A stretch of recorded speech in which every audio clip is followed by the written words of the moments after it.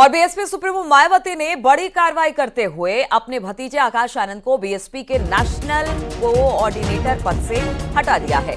आकाश आनंद से बीएसपी की उत्तराधिकारी छीन ली गई है। उसकी जिम्मेदारी मायावती ने जो सौंपी थी, अब उसे वापस ले लिया है। मायावती ने राजनीतिक अपरिपक्वता के चलते आकाश आनंद से जिम्मेदारी वापस ली है। मायावती ने ट्वीट कर अपने इस फैसले की जानकारी दी। आपको बता दें कि आकाश आनंद ने हाल में ही विवादित बयान दिया था, जिसके बाद उनके खिलाफ एफआईआर भी दर्ज कराई गई थी, जिसके बाद मायावती ने आकाश आनंद पर ये बड़ी कार्रवाई की है।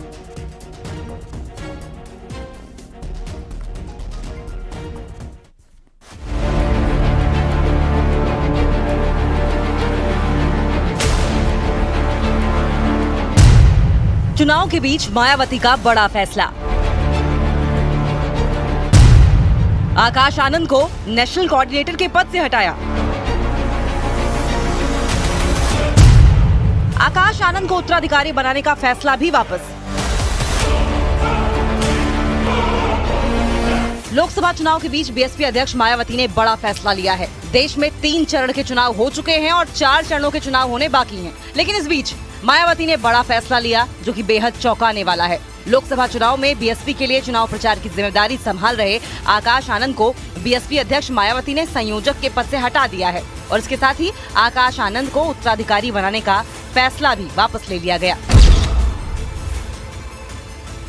इसे लेकर मायावती ने एक पोस्ट भी किया जिसमें उन्होंने लिखा, श्री आकाश आनंद को नेशनल कोऑर्डिनेटर और अपना उत्तराधिकारी घोषित किया, किंतु पार्टी और मूवमेंट के व्यापक हित में पूर्ण परिपक्वता आने तक अभी उन्हें इन दोनों अहम जिम्मेदारियों से अलग किया जा रहा है।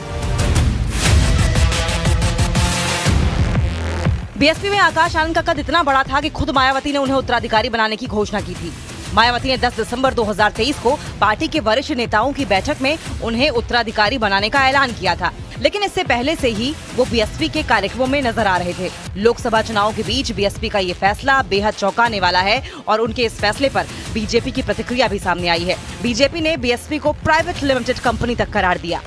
बहुजन समाज पार्टी को एक प्राइवेट लिमिटेड कंपनी की तरह चलाती है और इसीलिए जब जेल में आता है, जैसे निर्णय करना चाहती है वैसा निर्णय कर लेती है, क्योंकि वहां तो एको अहम द्वितीयो नास्ति। मायावती जी जैसा चाहे वैसा निर्णय कर सकती है।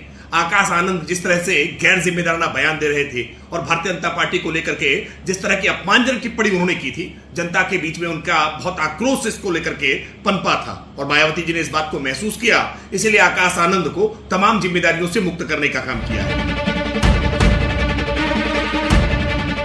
आकाश आनंद कुछ समय से पार्टी के चुनाव प्रचार से दूर रहे थे। तभी से अंदाजा लगाया जाने लगा था कि उन्हें लेकर बीएसपी के अंदर खाने कुछ ठीक नहीं चल रहा है और फिर ये भी खबर सामने आई कि खुद मायावती ने ही उन्हें चुनाव प्रचार से दूर किया था।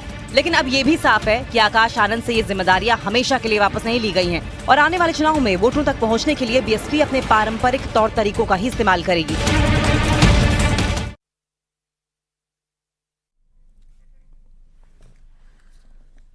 उधर कांग्रेस ने भी आकाश आनंद पर हुई कार्रवाई पर बयान दिया। कांग्रेस प्रवक्ता प्रियंका गुप्ता ने कहा कि आनंद को हटाने का दबाव कहीं और से आया है। करती चलिए। आनंद जी की भाषा में साफ झलक देखी जा सकती है भारतीय जनता पार्टी की शब्दावली के। जिस तरह का प्रयोग भारतीय जनता पार्टी लगातार करती चली आ रही है, 24 का चुनाव उन्हीं मुद्दों के इर्द गिर्द जा रहा है, चाहे वो पाकिस्तान भेजने की बात हो, चाहे मंदिर मस्जिद की बात हो, चाहे वो हिंदू मुसलमान की बात हो। हर तरह से भारतीय जनता पार्टी लगातार चुनाव आचार संहिता का उल्लंघन करती चली आ रही है। परंतु आनंद जी के लिए मैं एक बात जरूर कहना चाहूंगी कि बहन जी की ट्रेनिंग में कोई ना कोई कमी जरूर रह गई थी, या बहन जी ने उन्हें बताना जरूरी नहीं समझा कि वो किसके आगे लगातार नतमस्तक है। और सुना है कि ये दबाव भी कहीं और से ही आया था।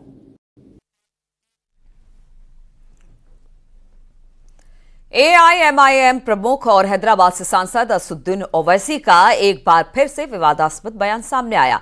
महाराष्ट्र के औरंगाबाद में एक जनसभा में वो बाबरी मस्जिद के नाम पर वोट मांगते हुए दिखाई दिए, जिसका वीडियो भी वायरल हो रहा है। इस दौरान ओवैसी ने दावा किया कि 6 दिसंबर 1992 को गुनाह हुआ था। अपनी स्पीच के दौरान ओवैसी ने 2 बार बाबरी मस्जिद जिंदाबाद के नारे लगाए, साथ ही अयोध्या विवाद का जिक्र करते हुए बीजेपी पर हमला बोला।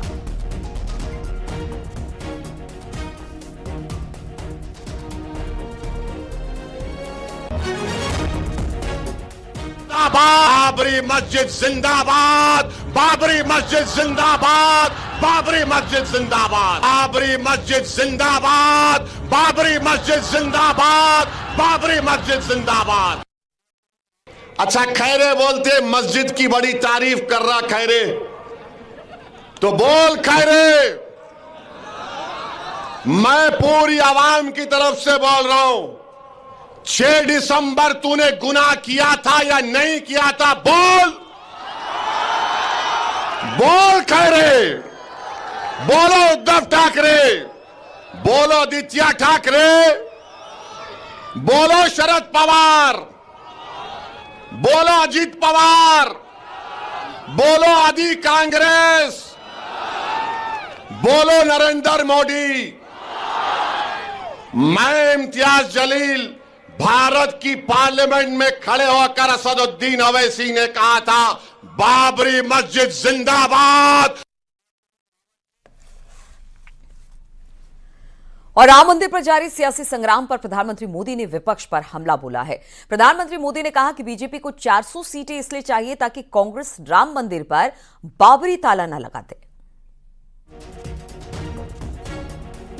मोदी को 400 सीटें चाहिए ताकि कांग्रेस अयोध्या में राम मंदिर पर बाबरी ताला ना लगा दे।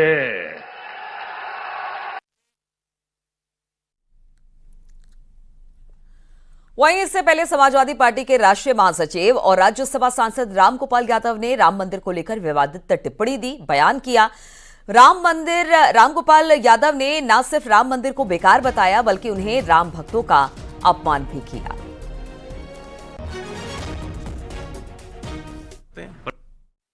राम मंदिर के दर्शन एक बहुत बड़ा मुद्दा प्रधानमंत्री ने बोला, राम का अपमान है जो हम लोग रोज राम के दर्शन करते हैं, पर मंदिर नहीं गए आप लोग। वो मंदिर तो बेकार का है।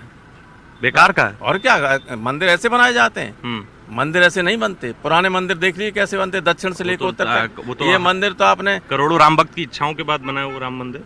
राम भक्त इन्होंने नहीं दिया था, नक्शा ठीक नहीं बना उसका, वास्तु के लिहाज से ठीक नहीं बनाया गया मंदिर वो।